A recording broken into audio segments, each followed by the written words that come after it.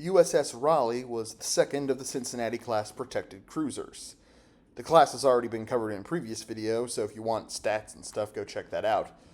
The ship was laid down on December 19, 1889 at the Norfolk Navy Yard, launched on the 31st of March, 1892, and commissioned on April 17, 1894.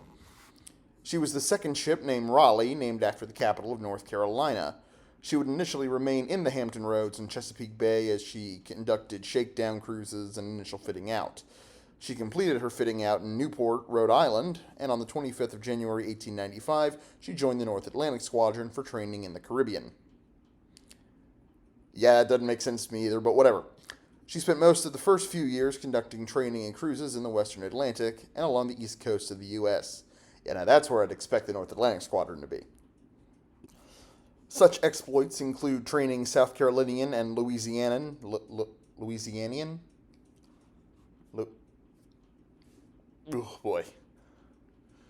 naval militias. Through the winter of 1896 and 97, she conducted neutrality patrols.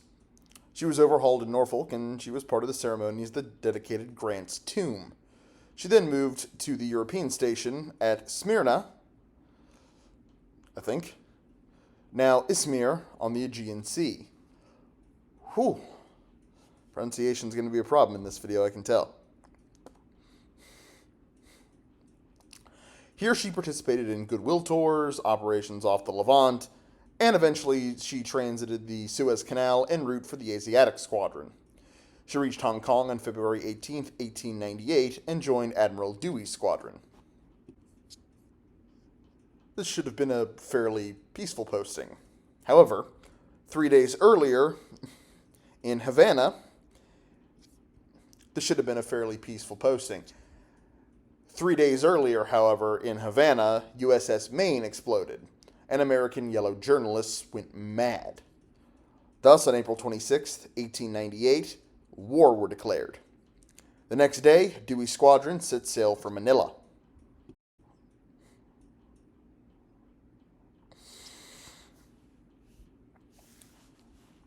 Raleigh was fired on by batteries at God.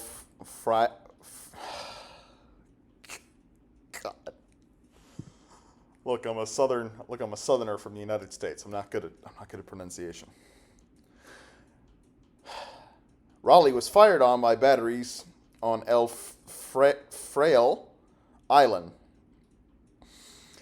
She, along with Concord and Boston, returned fire and then moved to engage the Spanish fleet.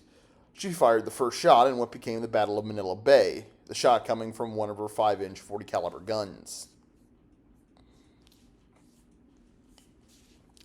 The Battle of Manila Bay will, of course, have its own video, so we won't go into spectacular details here. Let's just say that it's a pretty much one-sided stomping by the American fleet, primarily USS Olympia, that shall we say, motivates the Spanish to find other places to be. Anyway, in July 1898, she shifted from Manila Bay to Subic Bay, and on the 7th, she shelled Spanish positions. I'm leaving all this in, by the way, so you can see exactly what it's like. At Grande Island until they surrendered. She then sent garrison troops ashore. That's why they were carrying Lee rifles, by the way. It's not just so every man can show their Second Amendment rights in the face of the enemy, so they can garrison things. Just in case you're wondering why the Americans had so many rifles on board their ships. Still too many rifles, but that's why.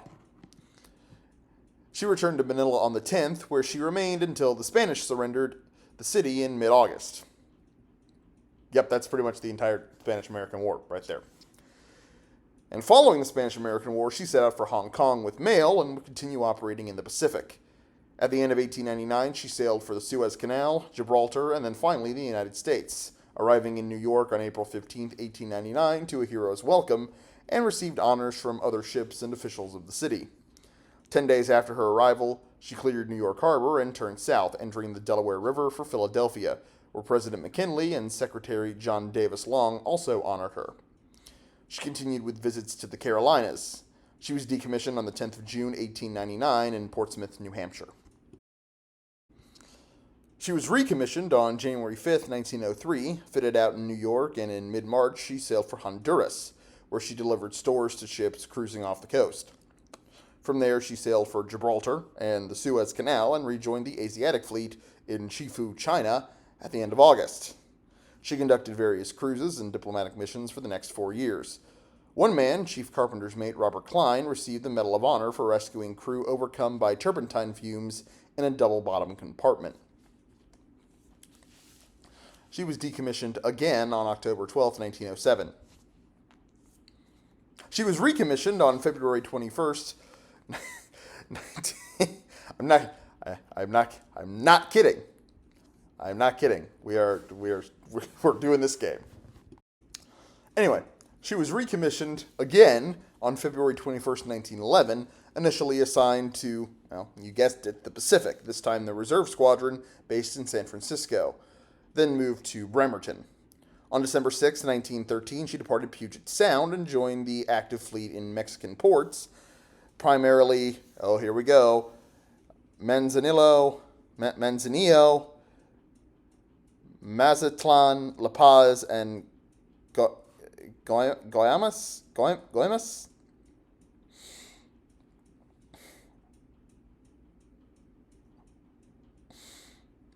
I don't speak Spanish. She stayed there for the next 4 years. Ooh. She also conducted duty at, just why? Aucas in Guatemala and Caranto in Nicaragua. Okay, Spanish speakers, you can go ham in the comments. I'm not even gonna, just why, oh God, why am I so bad at that? Anyway, of course, as we know across the ocean, war were declared. She was under repairs at Mare Island in the U.S. when the U.S. entered World War I. She departed San Francisco in early May 1917, and on June 5th joined the Patrol Force North Atlantic at Newport, assigned to Cruiser Force 2nd Squadron, where she patrolled from Boston to Norfolk until November, when she was detached for duty in Brazil. In December, Raleigh arrived in Rio. Try saying that 3 times fast. And until late April 1918, she patrolled between there and Bahia, now Salvador. In May, she arrived off West Africa, of all places, delivering munitions for the Liberian government. They continued to Dakar, and then back west to resume her American patrols. At the time, German U-boats appeared off the east coast of the U.S., and she was promptly ordered home. She left Bahia on the 26th of June and joined the American Patrol Detachment at Key West, where she would guard convoys in the Gulf of Mexico and the American East Coast. She remained on duty until the end of the war and into 1919, operating out of Key West. On April 6th, she entered Charleston Navy Yard to be decommissioned for the last time. Yes, for real this time. On August 5th, 1921, she was sold to the Henry A. Hittner and Sons Company of Philadelphia for scrap.